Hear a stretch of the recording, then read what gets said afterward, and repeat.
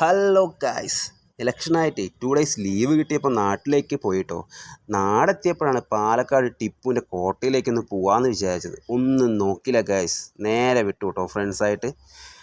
ദിവസമായതുകൊണ്ടേ കാര്യമായിട്ട് തിരക്കൊന്നും ഉണ്ടായിരുന്നില്ല കേട്ടോ. പിന്നെ കുറേ നാളായി ഇങ്ങോട്ടൊക്കെ വന്നിട്ട്. ജസ്റ്റ് പാലക്കാട്ടുകാരുടെ മാത്രമായിട്ടുള്ളൊരു വികാരം എന്ന് പറയാനുള്ളൊരു സ്പോട്ടാണ് കേട്ടോ ഈ പാലക്കാട് കോട്ട. ജസ്റ്റ് ഇവിടെ വന്നു കഴിഞ്ഞാൽ നമ്മുടെ മൈൻഡെല്ലാം ഒന്ന് റീഫ്രഷ് ആവും കേട്ടോ.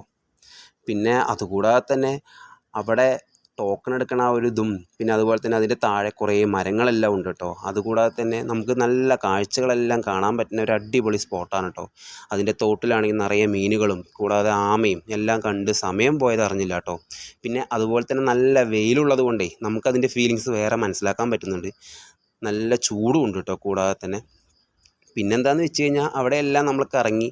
പിന്നെ മെയിനായിട്ട് പറയാനുള്ളത് എന്താ വെച്ച് കഴിഞ്ഞാൽ അതിൻ്റെ സൈഡിൽ തന്നെ ആയിട്ടൊരു അമ്പലമുണ്ട് കേട്ടോ, ഉള്ളിലായിട്ട്. ആ ഉള്ളിലെ അമ്പലത്തിൽ വരുന്നവരും എല്ലാവരും ഈ അമ്പലത്തിൽ കയറിയിട്ട് തൊഴുതിയിട്ടാണല്ലോ പോവാറ്. ഞങ്ങളും ഒന്നും നോക്കിയില്ല, നേരെ ഈ അമ്പലത്തിൽ കയറി ഇറങ്ങി നേരെ വീട്ടിലേക്ക് പോകാനുള്ളൊരു തയ്യാറെടുപ്പാണ്. അതിന് മുമ്പ് ഫ്രണ്ട്സിൻ്റെ കമൻസ് എല്ലാം കേൾക്കണ്ട എന്ന് വിചാരിച്ചിട്ട്, നല്ല വെയിലല്ലേ, കൂടാതെ ഒരു നല്ല ചൂടുമുണ്ട്, അതൊന്നും കേൾക്കണ്ടെന്ന് പറഞ്ഞിട്ട് നേരെ വീട്ടിലേക്ക് പോകാൻ തീരുമാനിച്ചു കേട്ടോ. ഇനി എന്തായാലും വീട്ടിൽ പോയി റെസ്റ്റ് ചെയ്യാം. അപ്പോൾ ഓക്കെ ഗായ്സ്, ഇന്നത്തെ വീഡിയോ ഇത്രയേ ഉള്ളൂ. ബായ്, അടുത്ത വീഡിയോയിൽ കാണാം.